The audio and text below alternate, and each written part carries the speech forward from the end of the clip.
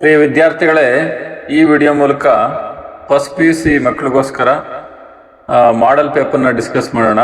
ಅಂದರೆ quarterly test model paper, ತ್ರೈಮಾಸಿಕ ಪರೀಕ್ಷೆ ಅಂತ ಹೇಳ್ತೀವಿ. ಆಗಸ್ಟ್ ತಿಂಗಳಲ್ಲಿ ಸ್ಟಾರ್ಟ್ ಆಗುತ್ತೆ. ಅದರದ್ದು ನೋಡೋದಾದರೆ ಈ ರೀತಿ ಪ್ರಥಮ ತ್ರೈಮಾಸಿಕ ಪರೀಕ್ಷೆ ಅಂತಿರುತ್ತೆ. ಗರಿಷ್ಠ ಅಂಕಗಳು ಮ್ಯಾಕ್ಸಿಮಮ್ ಮಾರ್ಕ್ಸ್ 40 ಮಾರ್ಕ್ಸ್ ಇರುತ್ತೆ. ಅದರಲ್ಲಿ ಫಸ್ಟ್ ಮೇನ್ ಈ ರೀತಿ ಇದೆ ನೋಡಿ. ಕೆಳಗಿನ ಪ್ರಶ್ನೆಗಳಿಗೆ ನೀಡಿರುವ ಉತ್ತರಗಳಲ್ಲಿ ಸರಿಯಾದುದನ್ನು ಆರಿಸಿ ಬರೆಯಿರಿ. ಅಂದರೆ MCQ 4 ಮಾರ್ಕ್ಸ್ ಇರುತ್ತೆ. ಫಸ್ಟ್ ಕ್ವಶನ್ಗೆ ಆನ್ಸರ್ ಇದೆ ನೋಡಿ. ದಿವ್ಯ ಜ್ಞಾನಿ ಎಂದು ಯಾರನ್ನು ಕರೆಯಲಾಗಿದೆ? ಸಹದೇವ. ಅಂದರೆ ಫಸ್ಟ್ ಪಯಮಲ್ಲಿ ನೋಡ್ತೀವಿ ದುರ್ಯೋಧನ ವಿಲಾಪ. ಎರಡನೇ ಪ್ರಶ್ನೆ, ಗ್ರಾಮದ ಅಧಿದೇವತೆ ಯಾರು? ನಾಗಮ್ಮ. ಮೂರನೇ ಪ್ರಶ್ನೆ, ಜ್ಯೋತಿಷ್ಯಗಳ ಭವಿಷ್ಯವಾಣಿ ಓದಲು ಹೀಗಿರುತ್ತದೆ? ತಮಾಷೆಯಾಗಿರುತ್ತದೆ. ನಾಲ್ಕನೇ ಪ್ರಶ್ನೆ, ಬೋಳೆಶಂಕರನ ಅಣ್ಣ ಅತ್ತಿಗೆಯರಿಗೆ ಉಂಟಾದ ಆಸೆ ಇದು. ಬೆಟ್ಟದ ನೆತ್ತಿಯಿಂದ ನೆಗೆಯುವುದು ಅಂತಂದೇಳಿ ಆಸೆ ಉಂಟಾಗುತ್ತೆ.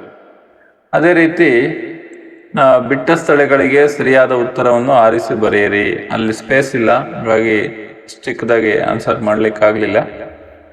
ಕೇಳಿಸ್ಕೊಳ್ಳಿ ಹಾಗೆ. ಐದನೇ ಪ್ರಶ್ನೆ, ಅಕ್ಕನ ವಚನಗಳ ಅಂಕಿತ.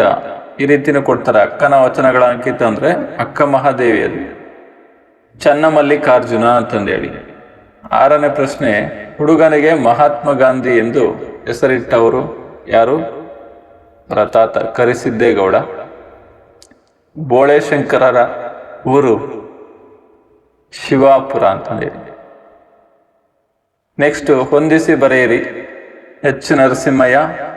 ಜ್ಯೋತಿಷ್ಯ ಅರ್ಥಪೂರ್ಣವೋ ಅರ್ಥರಹಿತವೋ? ಈ ಗದ್ಯವನ್ನು ಬರೆದವರು. ಆ ರೀತಿ ಮ್ಯಾಚ್ ಮಾಡಬೇಕು. ಅಂದರೆ ಆರೋ ಮಾರ್ಕ್ ಎಲ್ಲ ಬೇಡ.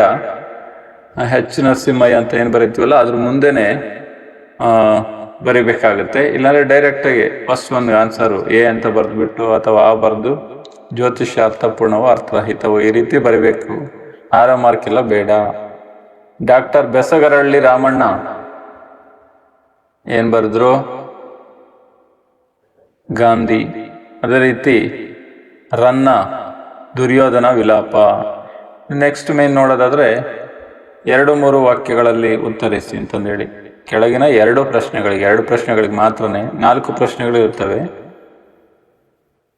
ಅದರಲ್ಲಿ ಕ್ವಶನ್ ಆನ್ಸರ್ ನಿಮ್ಮ ಹತ್ರ ಆನ್ಸರ್ ನೋಟ್ಬುಕ್ ಇರುತ್ತೆ, ಗೈಡ್ ಇರುತ್ತೆ, ಅಥವಾ ಎಕ್ಸ್ಪ್ಲನೇಷನ್ ಕೇಳಿಸ್ಕೊಂಡು ಕೂಡ ಆನ್ಸರ್ ಮಾಡ್ಬೋದು. ಯಾವುದಾದ್ರೂ 2 ಪ್ರಶ್ನೆಗಳಿಗೆ ಮಾತ್ರನೇ ಆನ್ಸರ್ ಮಾಡಿ ಟೆಸ್ಟ್ ಎಕ್ಸಾಮ್ಗಳಲ್ಲಿ.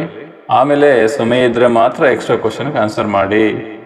ಅದೇ ರೀತಿ ನೆಕ್ಸ್ಟು ನೋಡೋದಾದರೆ ಕ್ವಶನ್ ಪೇಪರ್ ಇದೆ.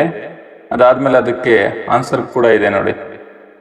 ಸಂದರ್ಭಗಳು ಅದೇ ರೀತಿ ಎಕ್ಸ್ಟ್ರಾ 2 ಕ್ವಶನ್ ಇರುತ್ತೆ. 2ಕ್ಕೆ ಮಾತ್ರ ಆನ್ಸರ್ ಮಾಡಿ. ಆಮೇಲೆ ಸಮಯ ಇದ್ದರೆ ನಿಮಗೆ ಇಷ್ಟ ಇದ್ದರೆ ಇನ್ನೂ ಹೆಚ್ಚಿನದಾಗಿ ಮಾಡ್ಬೋದು. ಅದೇ ರೀತಿ 12 ಮಾರ್ಕ್ಸ್ ಇರುತ್ತೆ ನೋಡಿ. ಇದರಲ್ಲಿ 4 ಮಾರ್ಕ್ಸ್ ಕ್ವಶನ್, 3 ಕ್ವಶನ್ಗೆ ಅಟೆಂಡ್ ಮಾಡಬೇಕು. ನೆಕ್ಸ್ಟು ಭಾಷಾಭ್ಯಾಸಕ್ಕೆ ಬಂದರೆ 4 marks one word grammar, 4 marks writing grammar. ಅದರಲ್ಲಿ ಯಾವುದಾದ್ರೂ 2 ಮೇನ್ಗೆ ಆನ್ಸರ್ ಮಾಡಿದ್ರೆ ಸಾಕು.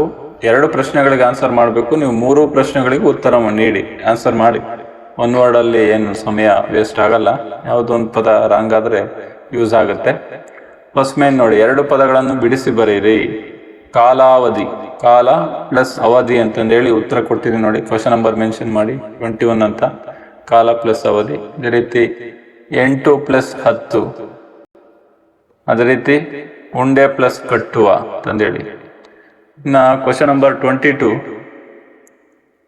ಅಲ್ಲೇ ಇದೆ ಆನ್ಸರ್. ಸಂಕೋಲೆ, ಬೇಡಿ ಅರ್ಥ. ಇಬಶೈಲ ಅಂದರೆ ಆನೆಗಳ ಬೆಟ್ಟ. ಮೆಳೆ ಅಂದರೆ ಪೊದೆ. ಈ ಥರ. ಇನ್ನು ವಿರುದ್ಧಾರ್ಥ ಅಂತ ನೋಡೋದಾದ್ರೆ ಲೌಕಿಕ ಅನ್ನೋದಕ್ಕೆ ಅಲೌಕಿಕ, ಸ್ವದೇಶಿ ಅನ್ನೋದು ವಿದೇಶಿ, ಆಡಂಬರ ನಿರಾಡಂಬರ. ನೆಕ್ಸ್ಟು ಕೊನೆಯದಾಗಿ ಲಾಸ್ಟ್ ಮೇನ್, ಯಾವುದಾದ್ರೂ ಒಂದು ಪ್ರಶ್ನೆಗೆ ಉತ್ತರಿಸಿ ಅಂತಂದೇಳಿ. 4 ಮಾರ್ಕ್ಸ್ ರೈಟಿಂಗ್ ಗ್ರಾಮರ್ ಇರುತ್ತೆ. ಒಂದು ಪ್ರಬಂಧ ಇದೆ ನೋಡಿ.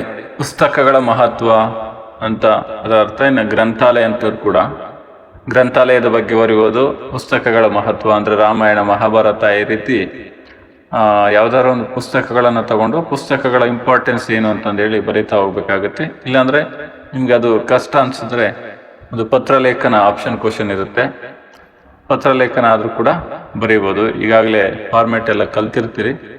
ಈ ತರ ಎಲ್ಲ ಬರ್ದಾದ್ಮೇಲೆ ಇನ್ನೂ ಸಮಯ ಇದ್ರೆ ನಿಮಗೆ 2 ಮಾರ್ಕ್ಸ್ ಕ್ವಶನ್ನು, ಸಂದರ್ಭ 4 ಮಾರ್ಕ್ಸ್ ಕ್ವಶನ್ನು ಎಕ್ಸ್ಟ್ರಾ ಬೇಕಾದ್ರೂ ಬರೀಬೋದು.